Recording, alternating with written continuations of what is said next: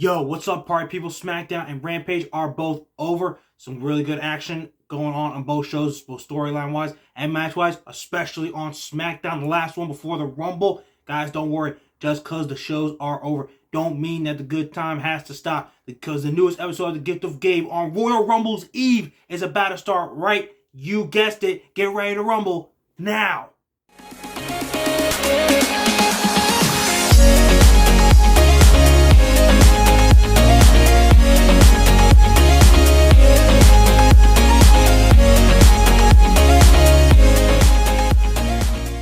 Okay, guys, usually I run down Rampage along with SmackDown, but not a crazy amount of stuff really went down on this episode of Rampage.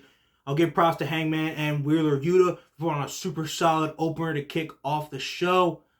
And I think Hangman Moxley on that loaded card for next Wednesday will end in some sort of no contest. That will lead to a rematch at Revolution. I mentioned that before on the last Dynamite episode. But other than that, not a crazy amount of good stuff happened, like story-wise, and matches were okay, but not like, holy crap. So I'm really just going to run through SmackDown, because a lot of crazy stuff happened on there. Like, first off, we just had a super solid opening between Karrion Kross and Rey Mysterio. It was a nice little way to kick off the show. Rey Mysterio ended up getting the dub over Karrion Kross.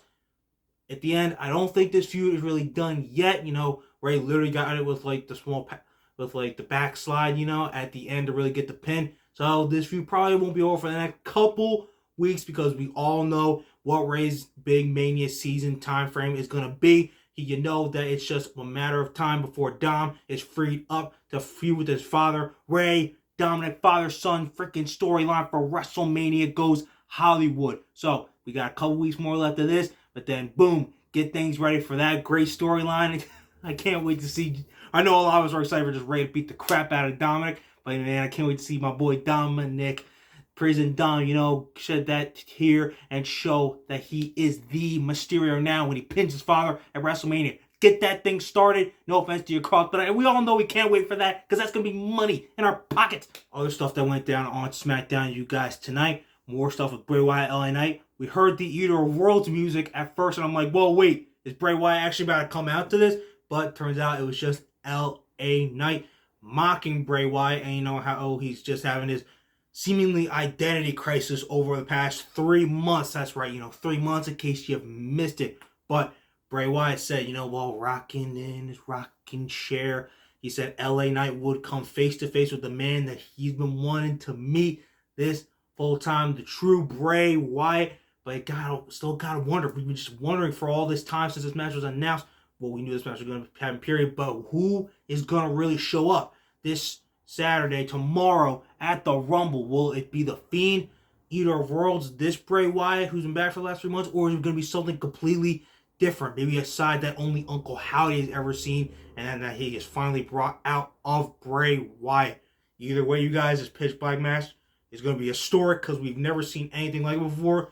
I'm still trying to figure out how this match is really even going to go. It's obviously not going to be like pitch black, so they'll probably have some sort of just light, maybe just shown around the ring, so where you can't see like anything else, including the crowd, maybe throughout. So who knows? As long as it's not like that red freaking lighting that the Fiend used to use, because like none of us ever really like that. And plus, it just leads to bad memories of Hell in a Cell with Seth Rollins, and God, that was a mess. It's like why so many top guys don't want to work with Bray Wyatt anymore. But either way, this match is going to be crazy. I'm really curious to see how this ends up playing out, especially Uncle Howdy, because, he's building it. He's building something with, like, Alexa Bliss and Bray Wyatt. He has them both under his control. So, LA Knight, basically, to keep a long story short, dude, you're doomed. So, have fun, bro, making history in the first ever Mountain Dew Pitch Black match. And, just hope you don't stay in the darkness forever of, the Shadow Realm or whatever you're freaking going to be sent afterwards. So, yeah, let me talk to you, bro. You're doomed. Yeah. So, some interesting stuff actually happened on the tag team title tournament here on SmackDown. The Banger Bros, well, they can't be called that anymore because, I already finally figured out, wink, wink, what that was actually going on with that name. But we're still going to call them that here on the Gift of Gabe because it's a great name. And, we didn't automatically go to that place. Anyway, they are no longer in the tournament. They got attacked by the Viking Raiders earlier on before they even could have their semifinal match with hit row, and it wasn't about them being medically disqualified. They opted not to continue in the tournament because they want to finish this beef with the Viking Raiders once and for all. So, taking their spot in the tourney was Ricochet and Braun Strowman, who are advancing to the finals to face Imperium, who won their semifinal match. Clearly, Imperium is the team that's going to end up winning here, but the fact that Drew McIntyre and Sheamus were taken out has me thinking, and maybe this goes in line with plans maybe seemingly changing, and Zayn could fight Roman at WrestleMania for at least the Universal Championship. Maybe now they are letting, because this feud with the Viking Raiders is going to last maybe a couple more weeks, maybe conclude at Elimination Chamber or like right before. So what if they're trying to set up McIntyre and Sheamus versus the Usos for the tag titles at WrestleMania? Because we all know they want to get back at the Usos, and their excuse will basically be afterwards, like, we were literally going to have our rematch with you. We were going to win that tournament, but we had to finish our business with the Viking Raiders, and now that it's done, we're going to come back for you guys. Maybe that, coincides with all that is going on. Maybe plans have actually changed, but we can't get too far ahead of ourselves. Royal Rumble, I have a little bit more answers than we have right now, at least confirmed, because we've been speculating all this forever now. But it was definitely very interesting. I was not expecting that the way to go. I expected McIntyre and Sheamus, the Banger Bros, to literally go through this tourney, win this, and maybe take SmackDown tag titles off the Usos. Maybe they still could, but maybe it could be at WrestleMania, and maybe for both sets of titles. Because I don't know if Imperium's really going to win. They could. Maybe they're just Triple H just trying to build them up. Kind of like how they were in NXT UK. Like give them all the gold, because there was never really a point where they were holding all the gold. Actually, no, wait, there was. Imperium NXT Tag Champs at one point while Walter's historic reign was going on. So maybe he's trying to go really that route. Either way, we did not expect it. But honestly, I have Imperium winning this whole tourney and probably ending up losing to the Usos. But hey, I didn't expect the tag title match tonight to go this way. So maybe the final result could be different. Maybe Imperium actually takes the SmackDown tag titles off the Usos. We'll have to wait and see. Okay, you guys. Of course, more Bloodline stuff. So much fun. You already know. Owens and Solo were going to fight tonight. The whole time, I'm like, okay, Sami ain't going to be here. He's going to chill. Roman told him not to be there. After how stressful that segment was, he's going to do all that. Literally, we don't even get 2 minutes into the show, and Sami showed up to just be like, he didn't go in the building. He was like, yo, Jay, like, dude, what are you doing here, bruh? And Sami's just like, dude, I'm not going to go in the building. I just had to come over and like say thank you in person for what you did for me. And they're like, yeah, bro, I got you, always got you, all this and that, totally Usi, all this and there. And he's like, hey, whenever, for whatever, I got you for anything, whenever you need me. And Jay's like, yeah, bro, cool. You already know, down 100, like that.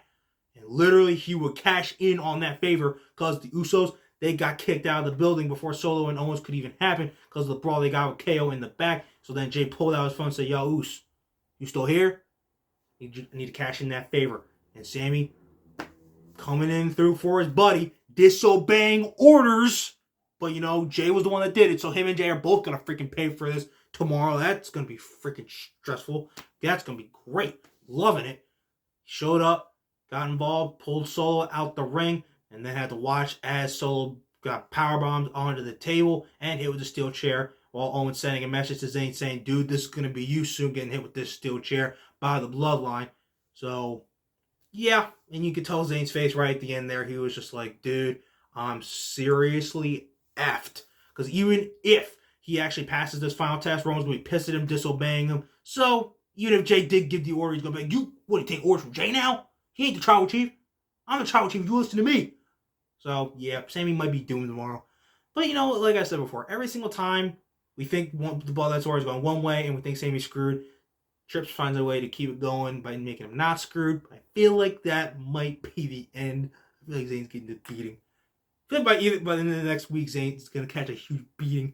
It is not going to be good at all. Jay's probably going to catch one too, but Sami's going to get it way worse. So, it ain't going to be Usi.